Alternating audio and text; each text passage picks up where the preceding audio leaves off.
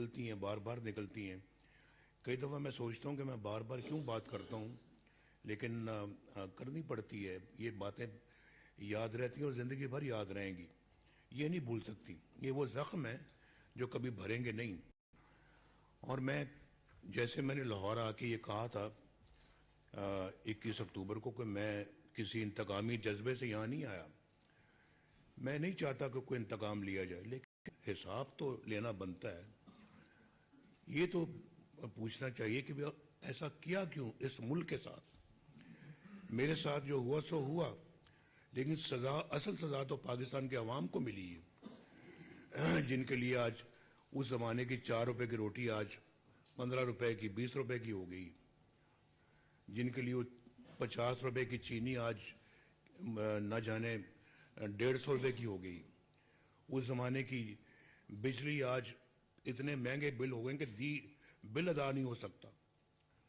اس سے بڑی سزا کیا ہو سکتی کہ ہمارے قوم کے بچے اسکول نہ جا سکیں.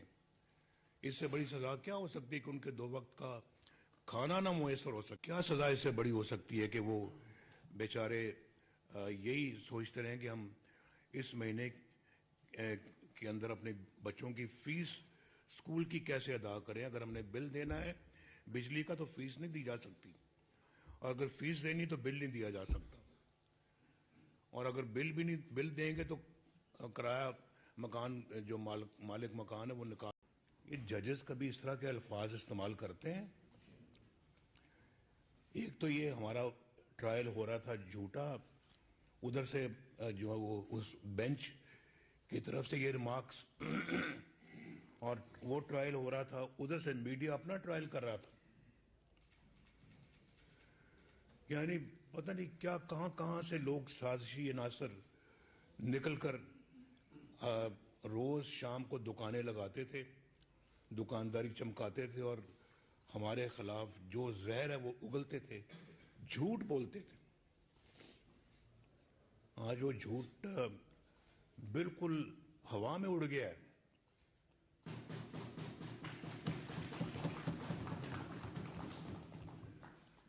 کل جب وہاں میں تھا تو مجھے اپنا جو ہے نا وہ وہاں پوچھا، دوستوں نے مبارکباد دی. تو مبارکباد لیتے تو انسان کے منہ پہ ذرا ایک اطمینان سا آ ہی جاتا ہے نا جی. ذرا تھوڑا سا انسان مبارکباد وصول کرتا ہے تو وصول بھی اچھے طریقے سے کرنی چاہیے. لیکن جو دکھ ہمیں دیے گئے ہیں اس کا کوئی مداوع ہے؟ کیا مداوع ہے اس کا؟ اور آپ یہ دیکھیں کہ نیب کا اپنا فیصلہ نہیں تھا. نیب کو یہ حکم سنایا گیا تھا، اور اس کے بعد پھر جج بٹھا دیا. جس جج نے میرے خلاف فیصلہ سنایا تھا، اس جج کو بٹھا، جسٹس اعجاز الحسن کو مانیٹرنگ جج لگا دیا کہ جی آپ بیٹھیں اور آپ سپروائز کریں سارے مقدمے کو، کارروائی کو. اور آپ نے مطلب یہ ہے کہ جی آپ نے انشور کرنا ہے کہ نواز شریف کو سزا ہوگی، اور جلدی سے جلدی ہوگی.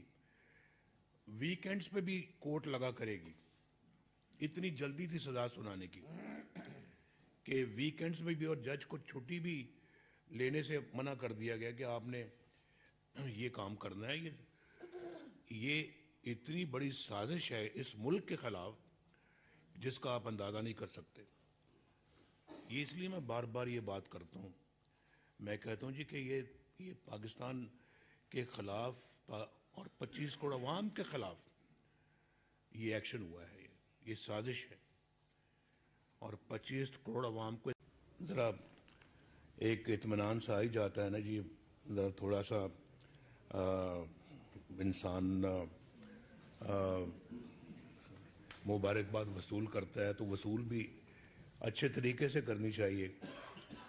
لیکن جو دکھ ہمیں دیے گئے ہیں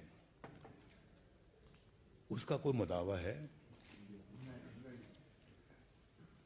کیا مداوا ہے اس کا؟ اور آپ یہ دیکھیں کہ میں لندن میں موجود تھا، میرے ساتھ مریم بھی تھی، تو ہم نے درخواست کی کہ بھائی ہم آ رہے ہیں، ہمارے آنے پر آپ نے جو فیصلہ سنانا ہے وہ آنے پر سنائیں، میں کورٹ میں آ رہا ہوں. لیکن انہوں نے ذرا بھی بات نہیں مانی. میں نیب کورٹ کی بات کر رہا ہوں. انہوں نے فیصلہ سنا دیا، مجھے 10 سال قید سنا دی، مریم کو 7 سال قید سنا دی، جائیدادیں ضبط کر لی جائیں، جرمانے، بڑے بڑے جرمانے جو نا وہ ڈال دیے ہمارے اوپر. تو میری اہلیہ آخری سانسیں لے رہی تھی وہاں پر. اور میں نے کہا مریم کو، میں نے کہا کہ اللہ تعالیٰ ان کو شفا عطا فرمائے، چلتے ہیں پاکستان. سزا سننے کے بعد میں نے کہا بالکل جاتے ہیں، اور جو ہے وہ بھگتیں گے سزا. جعلی مقدمہ ہے، اللہ تعالیٰ پہ ہم اپنا معاملہ چھوڑتے ہیں، لیکن ہم یہ نہیں کریں گے کہ ہم سزا سننے کے بعد یہاں بیٹھے رہیں. میرے ساتھ گئی، آخری دن تک میری اہلیہ بھی ہوش میں نہیں آئی. ان کو وہیں ہم ہسپتال میں ICU میں چھوڑ کے آئے. کبھی کبھی میں سوچتا ہوں شاید پتہ نہیں مجھے ان کے ساتھ رہنا چاہیے تھا. وہ بڑے کرٹیکل دن تھے ان کے لیے، زندگی کے لیے. تو ڈاکٹرز نے مجھے کہا تھا جب میں گیا یہاں سے،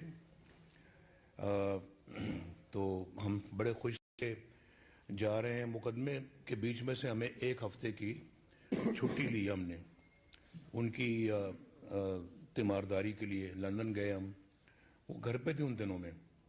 تو ہم نے کہا چلیں آج شام کو جائیں گے، پہنچیں گے، ملاقات ہوگی. تو جب ایئرپورٹ پہ اترے تو ہمیں حسین لندن ایئرپورٹ پہ لینے آیا. تو انہوں نے کہا جی کہ آپ ابھی ہم ہسپتال جائیں گے. میں نے کہا کیوں، کیا ہوا؟ کہ رات کو ان کی طبیعت بڑی خراب ہو گئی تو ان کو ICU میں داخل کر دیا گیا.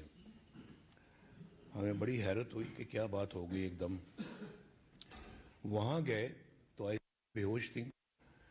تو جو ڈاکٹر تھا وہ اپنا انگریز ڈاکٹر تھا. تو مجھے اپنا ان کے ساتھ میں نے کہا ان سے ہم ذرا بیٹھ کے بات تو کریں، پوچھیں کہ ان کی کنڈیشن کیا ہے.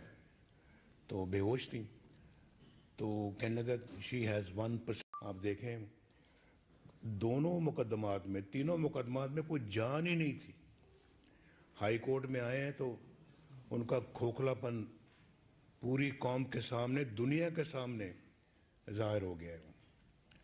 اور کہ اس میں ہے ہی کچھ نہیں، نہ کوئی ایویڈنس ہے، نہ کوئی اس میں کوئی الزامات کے ثبوت ہیں.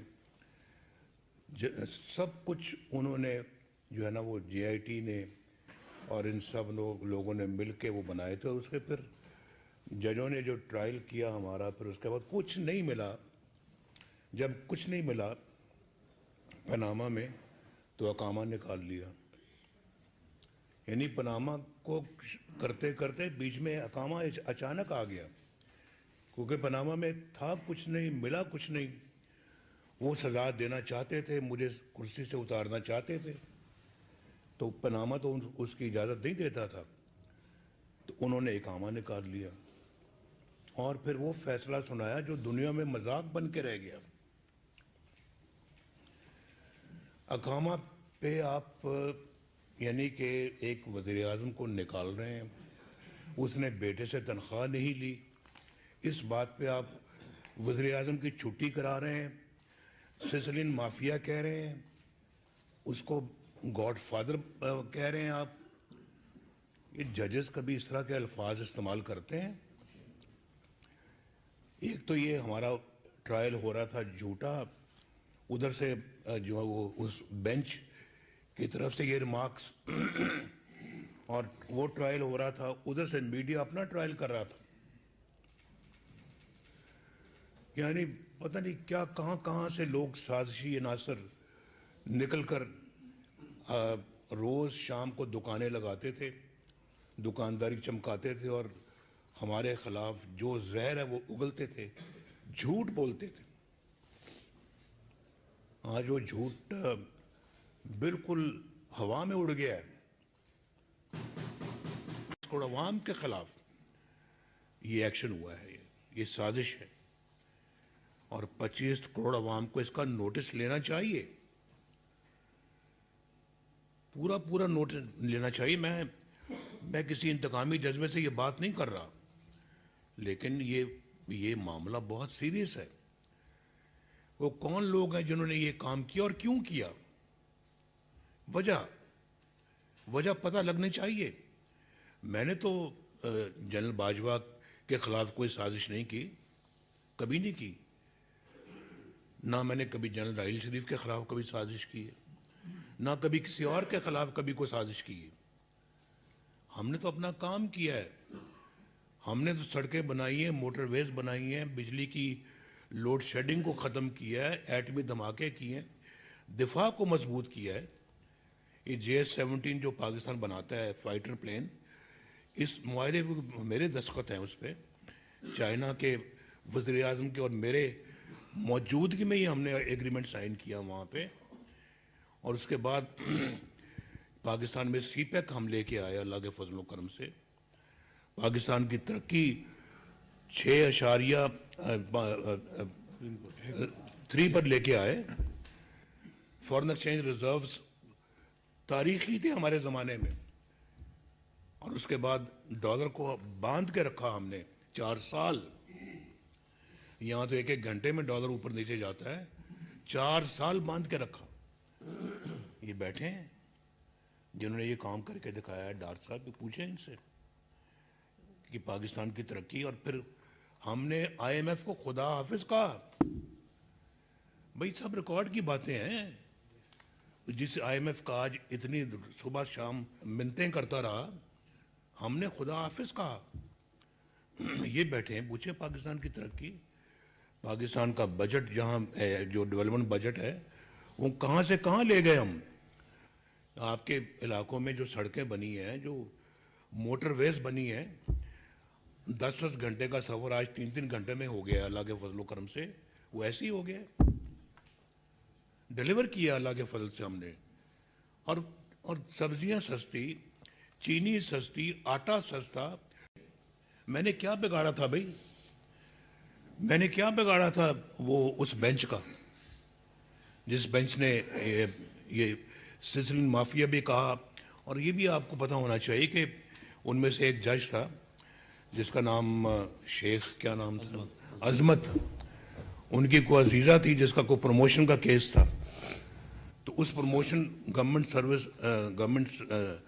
سرونٹ تھی وہ، تو وہ اپنا میرٹ پہ ہونا تھا. تو اس کیس میں، کسی کیس میں یا اس کیس میں، وہ کہتے ہیں جناب نواز شریف کو پتہ ہونا چاہیے کہ اڈیالہ جیل میں بہت جگہ ہے، میں وزیر اعظم ہوں.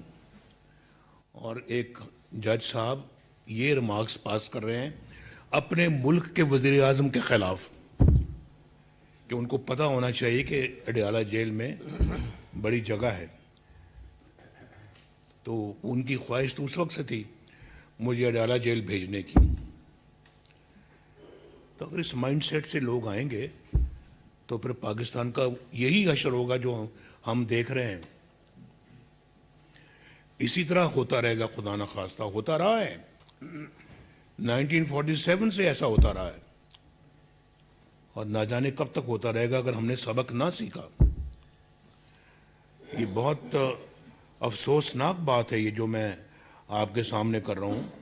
اور یہ جو یہ پھینک دینے والی بات نہیں ہے.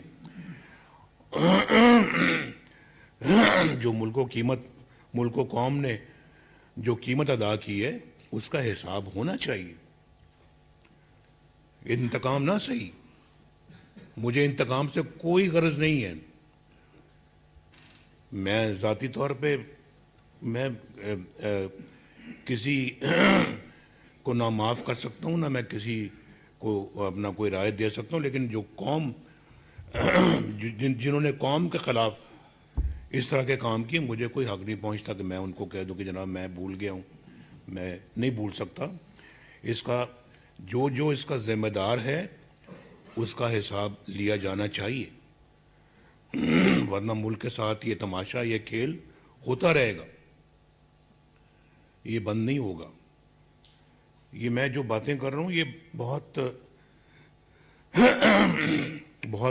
امپورٹنٹ باتیں ہیں، اور اپنی ذات کے لیے بالکل نہیں کر رہا۔ آپ یہ توقع کریں بھی نہ کہ 3 دفعہ وزیر اعظم بننے کے بعد میں اپنی ذات کے لیے کوئی بات کروں گا۔ مجھے اب آج اگر کوئی چیز عزیز ہے تو صرف پاکستان ہے، اس کے 25 کروڑ عوام ہیں، ان کی ویلفیئر ہے، ان کی خوشحالی ہے۔ اس کی خوشحالی کو اگر کوئی بدحالی میں بدلتا ہے تو میرا سب سے بڑا دشمن وہی ہے، اس قوم کا دشمن وہی ہے، تو مجھے اس کو معاف کرنے کا کوئی اختیار نہیں۔ تو انشاءاللہ 8 فروری کو عوام پر مشتمل اب سب سے بڑی جے آئی ٹی بنے گی، انشاءاللہ جے آئی ٹی بھی بنے گی اور سب سے بڑی عدالت بھی بنے گی، تو انشاءاللہ وہ پھر تاریخی فیصلہ دے گی۔ اور ہمیں اپنا جو ہے نا یہ باتوں کو بڑے غور سے صرف سننا نہیں چاہیے، اپنے پلے پلے باندھنی چاہیے کہ یہ ہے ہمارے ملک کی تباہی کی وجوہات، اور ہم نے اپنے ملک کو ایسے ہاتھوں میں نہیں چھوڑنا کہ جو کھیل کھیلیں ملک اس کا شکار ہوتا پھرے، بالکل نہیں، ورنہ اس طرح کے کھلنڈرے آتے رہیں گے اور پاکستان کی تباہی اور زیادہ بڑھاتے رہیں گے۔ تو بس میں اتنی آج بات کرنا چاہ رہا تھا۔ مجھے جہاں اس بات کا اطمینان ہے کہ ان جھوٹے مقدموں سے مجھے اللہ تعالیٰ نے بری فرمایا ہے، تو آپ دیکھ لیں کہ کتنی جلدی یہ وہ فیصلے ریورس ہوئے ہیں، اور کل کورٹ میں کورٹ کی اگر آپ نے کارروائی سنی ہو تو انہوں نے بالکل یعنی کہ صاف صاف کہہ دیا کہ یہاں تو کوئی ایویڈنس ہی نہیں ہے، کچھ بھی نہیں ہے، کوئی ثبوت ہی نہیں ہے، کوئی کاغذات ہی نہیں ہے۔